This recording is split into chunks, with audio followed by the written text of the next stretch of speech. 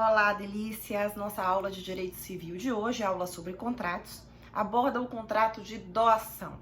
O artigo 538 do Código Civil Brasileiro conceitua o contrato de doação da seguinte forma: considera-se a doação o contrato em que uma pessoa, por liberalidade, transfere do seu patrimônio bens ou vantagens para o de outra, ou seja, o próprio artigo 538 do Código Civil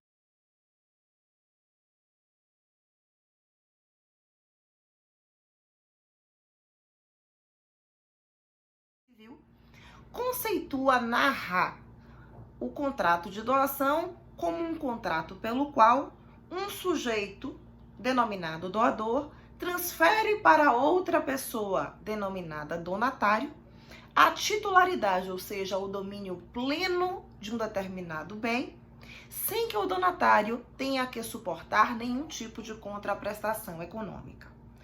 Do artigo 538 do Código Civil, pessoal, nós vamos retirar as principais peculiaridades dessa modalidade contratual. A primeira delas está na palavra liberalidade. Considera-se a doação um contrato de liberalidade.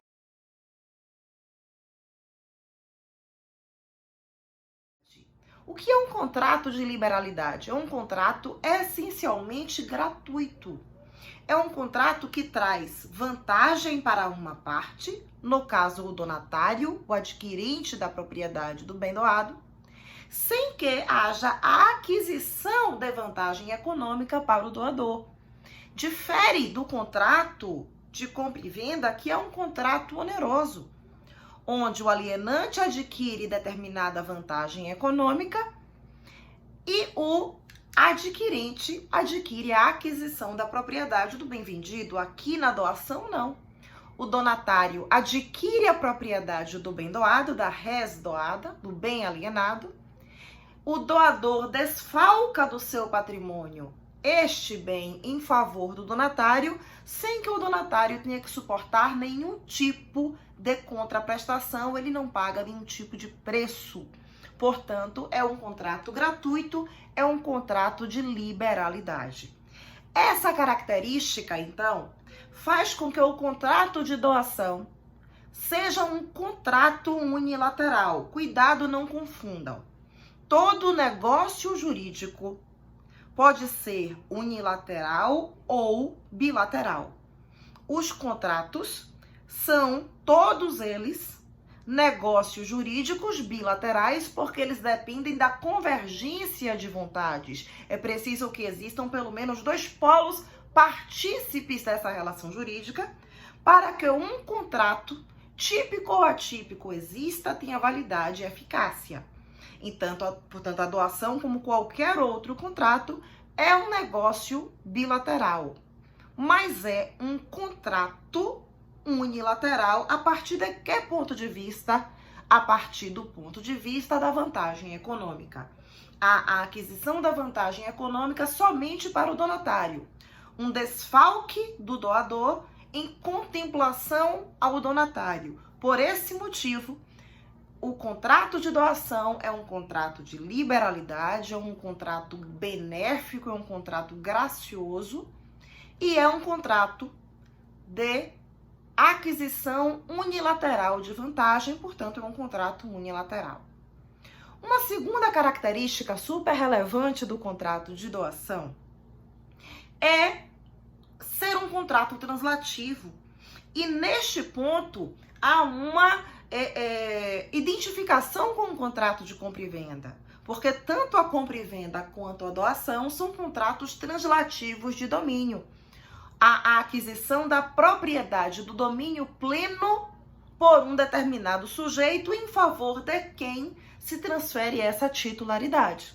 A diferença é que na compra e venda, essa transmissão da propriedade, essa translatividade do domínio é onerosa, e na doação, a translatividade do domínio do alienante para o adquirente, do doador para o donatário, é uma translatividade gratuita. Então, já temos aí, do 538, duas características.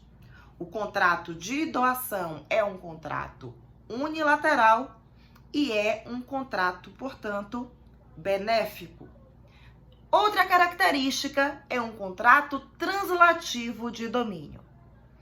Uma característica também retirada do 538, super importante, é a característica de ser o contrato de doação um contrato real. O que é um contrato real? Vamos reparar aqui, pessoal, no verbo. 538 considera essa doação um contrato em que uma pessoa, por liberalidade, transfere, é uma afirmativa.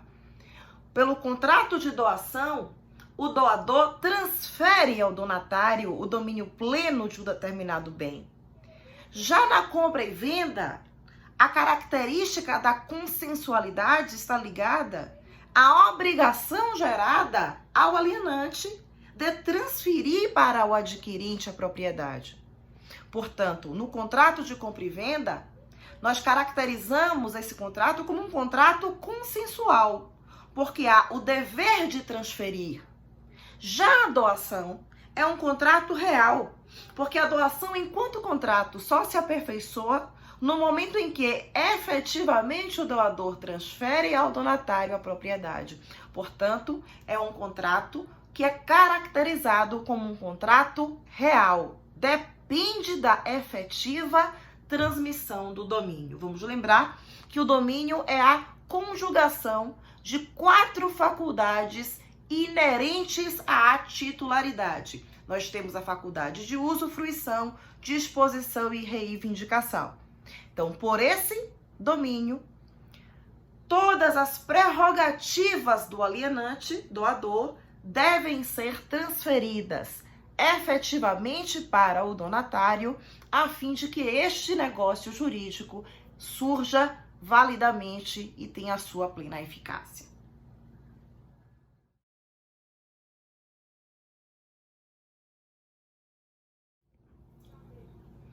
Dando sequência ao contrato de doação, vamos aí agora trabalhar o artigo 539 do Código Civil, pontuando antes o seguinte: nós tivemos aí a participação de um sujeito atípico na nossa aula, que é um inseto, uma muriçoca, uma mosca, não sei o que é isso. Mas você vai regravar, professor, esse primeiro bloco? Não. Isso faz parte, das situações inusitadas a que nós, professores, estamos aí enfrentando nesse período de quarentena. Estamos aí gravando, muitos de nós, de forma improvisada, para que os alunos tenham o máximo proveito do conteúdo que deveria ser dispensado em sala de aula pessoalmente. Mas, como também em sala de aula existem algumas peculiaridades, tivemos essa peculiaridade aí que podemos ter ao longo dessa aula de doação, que é a participação dessa bendita muriçoca. Se ela aparecer, pessoal, mantenha a concentração, finja que ela não existe, ok? Vamos dar sequência. 539 do Código Civil diz respeito à aceitação. Vamos lembrar que o contrato de doação é um contrato que requer, como todo e qualquer outro contrato, a participação de 2 polos. De um lado, a pessoa natural ou jurídica, que vai caracterizar o polo doador. Do outro lado, a pessoa natural ou jurídica, que vai caracterizar o polo donatário.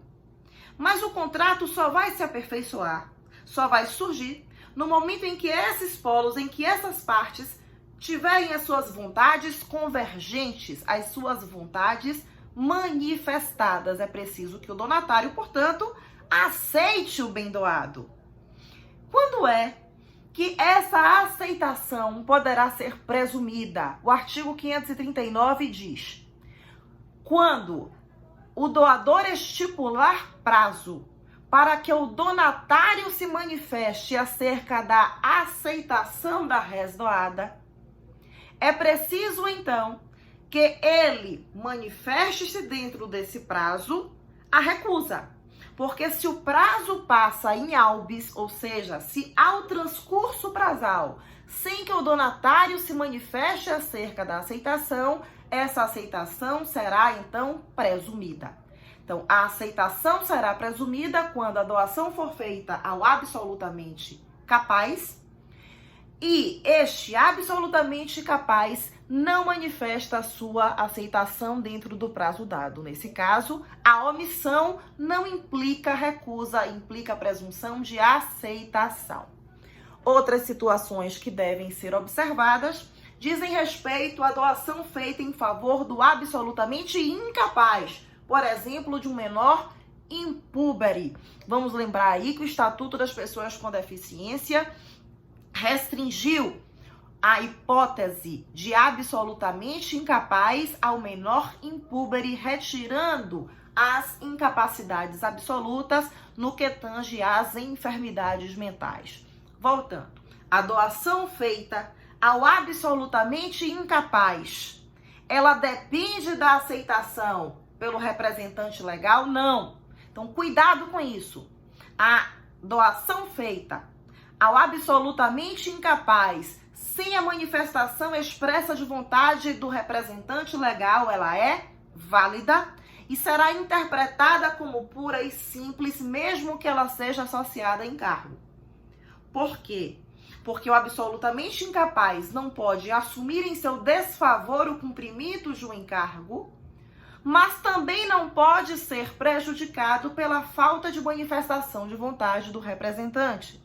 Então, será presumida a aceitação do representante legal do absolutamente incapaz que, na condição de donatário, não tenha a manifestação expressa de vontade daquele que o representa. E se a doação for feita em favor do nascituro, é possível? Sim. Basta que o doador, por exemplo, vá aí a um cartório, manifeste perante o tabelião a sua intenção de doar àquele nascituro e exista a aceitação expressa pelo representante legal do nascituro. O mesmo se aplica ao relativamente incapaz, por exemplo, ao menor púbere. Nesse caso, o assistente deverá manifestar a sua aceitação, o seu consentimento, para validar, para confirmar a manifestação de vontade pelo relativamente incapaz.